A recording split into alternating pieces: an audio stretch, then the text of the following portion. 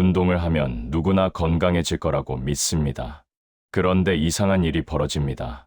누군가는 걷기만 해도 기력이 좋아지고, 누군가는 헬스장에 매일 가는데도 오히려 허리가 끊어지고, 관절이 붓고 더 피곤해집니다. 왜 그럴까요? 왜 똑같이 운동을 하는데 누군가는 더 건강해지고 누군가는 더 빨리 늙을까요? 만보 걷는 노인과 헬스장을 다니는 노인, 누가 더 오래 건강하게 살까요? 정답은 우리가 운동을 어떻게 바라보느냐에 달려 있습니다. 그런데 노년의학 연구 결과는 정반대의 사실을 말합니다. 운동을 열심히 하는 시니어일수록 관절 근육 손상률이 더 높다. 이 말 믿기시나요? 헬스장에서 하루도 빠지지 않고 기구 운동을 하는 분이 정작 만보 걷기만 하는 분보다 더 병원에 자주 오는 경우도 흔합니다. 혹시 여러분도 이런 경험 있으신가요? 운동을 하면 더 좋아져야 하는데 오히려 무릎이 붓고 허리가 아프고 운동 다음 날이면 온몸이 더 피곤해지는 느낌. 오늘 인생이 막살롱에서는 만보 걷는 시니어와 헬스장에서 근력 운동을 하는 시니어, 과연 누가 더 건강하게 오래 살까? 이 질문에 정확한 답을 알려드리겠습니다. 그리고 마지막까지 보시면 운동은 이렇게 해야 평생 간다 하고 완전히 새로운 기준을 갖게 되실 겁니다. 구독과 좋아요로 응원해주세요. 이유는 운동이 잘못된 게 아니라 운동 방식이 잘못된 겁니다. 특히 60대 이후에는 젊을 때와 완전히 다른 원리로 몸이 작동합니다. 의학적으로 보면 나이가 들수록 근육 회복 속도는 절반 이하로 떨어지고 관절 연골의 회복은 3배 이상 느려지고 근육의 미세 손상도 오래 축적됩니다. 그래서 똑같이 운동을 해도 어떤 분은 건강이 좋아지고 어떤 분은 오히려 병원 예약이 늘어납니다. 그렇다면 과연 만보 걷는 노인과 헬스장에서 근력 운동하는 노인 중 누가 더 오래 건강할까? 이 질문에는 정확한 답이 있습니다. 오늘 여러분의 운동 습관을 완전히 바꿔놓을 아주 중요한 진실을 말씀드리겠습니다. 운동을 하면 건강해져야 한다고 대부분 믿으십니다. 그래서 걷기든 근력 운동이든 꾸준히 해오신 분들도 많습니다. 그런데 이상하게도 운동을 하면 할수록 더 피곤하고 관절이 붓거나 아프고 운동 다음 날이면 오히려 몸이 더 축 처진 느낌을 받는 분들이 점점 늘고 있습니다. 이쯤 되면 누구나 의문을 갖습니다. 나는 운동을 잘하고 있는 걸까? 아니면 혹시 잘못된 방향으로 내 몸을 몰아붙이고 있는 걸까? 사실 이 문제는 의학에서도 오래전부터 지적돼 왔습니다.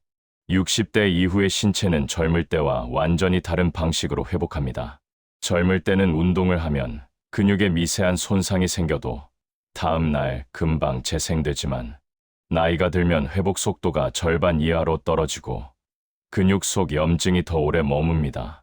즉, 운동으로 생긴 좋은 자극이 몸에서 나쁜 자극으로 바뀌기 쉽다는 뜻입니다. 특히 시니어에게서 가장 흔한 문제는 과사용 오버유지입니다. 몸이 회복되지 않은 상태에서 반복 운동을 하면 근육은 대신 버티려고 과도하게 긴장하고 관절은 하중을 이기지 못해 미세 손상이 쌓입니다.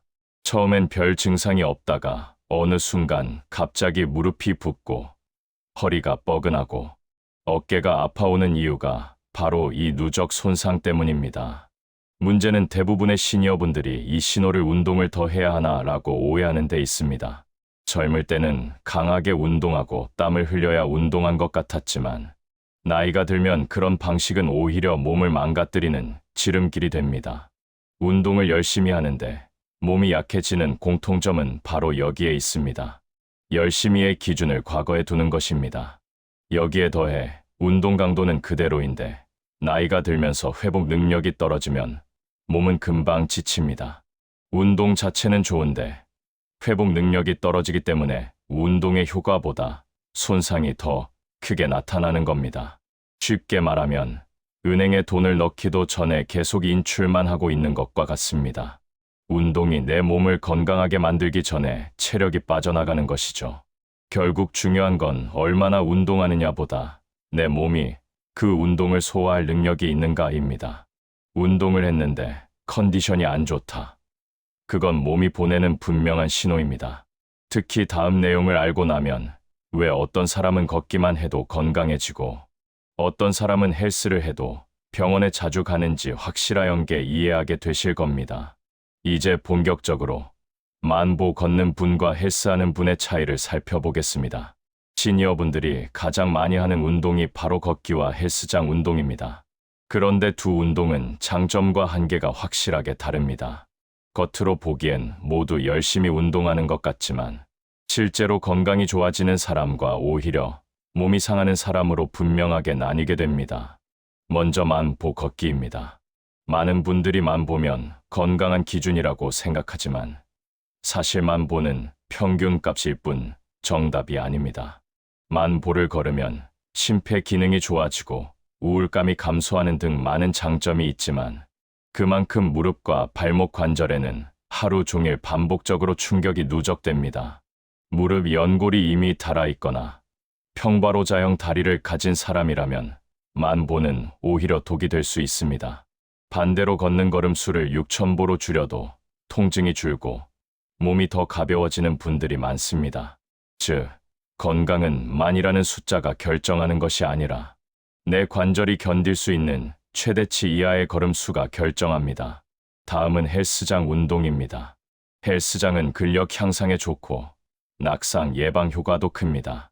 하지만 문제는 대부분의 기구가 젊은 사람 기준으로 만들어져 있다는 점입니다.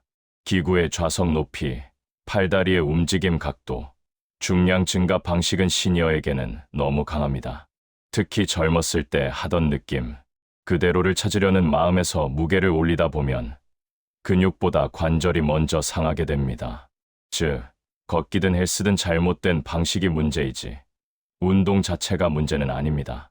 더 중요한 사실은 두 운동 중 누가 더 오래 건강하게 사느냐는 운동 종류로 결정되는 것이 아니라 운동 중 내 몸이 보내는 신호를 잘 듣는 사람이 결국 건강을 지킨다는 점입니다. 조금 더 깊게 들어가 보면 시니어의 운동 성공 여부는 강도 조절에 달려 있습니다. 70% 수준 즉 숨이 조금 차고 몸이 따뜻해지는 정도를 유지하는 분들이 가장 건강하게 운동 효과를 누립니다. 운동을 하고 나서 몸이 개운해야지 아프고 피곤하다면 그 운동은 이미 몸의 한계를 넘어선 것입니다. 그렇다면 어떻게 해야 몸을 지키면서도 효과적인 운동을 할 수 있을까요? 다음 파트에서 시니어 운동의 핵심 원리를 설명드리겠습니다. 시니어 운동에서 가장 중요한 개념은 운동 강도보다 운동 방식입니다. 40대까지는 강한 운동을 통해 땀을 흘리고 근육을 쓰는 것이 건강에 도움이 되었지만 60대 이후에는 강한 운동은 오히려 독이 될 수 있습니다. 몸이 회복하지 못하는 상태에서 반복 자극이 들어오면 염증이 쌓이고 근감소가 빠르게 진행됩니다. 특히 의사들이 강조하는 부분은 시니어 건강은 회복력 싸움이라는 것입니다. 운동의 효과보다 회복 속도가 더 느려지기 때문에 젊을 때처럼 운동량으로 승부하면 실패할 가능성이 큽니다. 다시 말해 운동을 해도 몸이 버티지 못하면 운동이 오히려 역효과를 낳습니다. 그렇다면 시니어에게 이상적인 운동 방식은 무엇일까요? 첫 번째는 짧고 자주입니다. 한 번에 30분 걷기보다 10분씩 3번 걷는 것이 훨씬 효과적입니다. 왜냐하면 관절과 근육에 주는 부담을 한 번에 몰아주지 않기 때문입니다. 이렇게 나누어서 하는 방식은 피로 누적을 줄여주고 회복을 돕습니다. 두 번째는 저강도 원칙입니다. 시니어에게 가장 좋은 운동은 몸을 조금 힘들게 하는 운동입니다. 숨이 차서 대화가 안 된다면 이미 강도가 너무 높다는 뜻입니다. 세 번째는 관절을 지키는 운동입니다. 근육은 다시 만들 수 있지만 관절 연골은 한번 닳으면 거의 재생되지 않습니다. 그래서 나이가 들수록 근육을 키우기보다 관절을 보호하는 것이 훨씬 중요합니다. 스트레칭과 가동성 운동을 매일 조금씩 해주는 것이 핵심입니다. 네 번째는 통증 관리입니다. 운동을 하고 나서 통증이 심해지면 그 운동은 내 몸에 맞지 않는 것입니다. 통증을 무시하고 운동하면 관절염이 악화되고 근육이 경직됩니다. 이 개념을 이해하면 왜 어떤 운동은 건강을 되찾아주고 어떤 운동은 건강을 앗아가는지 분명하게 구분됩니다. 그리고 다음 파트에서는 시니어에게 가장 좋은 운동들을 실제로 소개해 드리겠습니다. 시니어에게 좋은 운동은 땀을 많이 흘리는 운동이 아니라 몸을 오래 쓰게 해주는 운동입니다. 그래서 강도가 센 운동이나 갑작스럽게 무게를 늘리는 운동보다 부드럽고 지속 가능한 운동이 훨씬 건강 수명을 길게 해줍니다.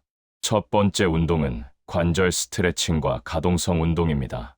나이가 들면 관절 주변 근육과 인대가 굳어 움직임이 작아지는데 이를 매일 5에서 10분씩만 풀어줘도 통증이 크게 줄어듭니다.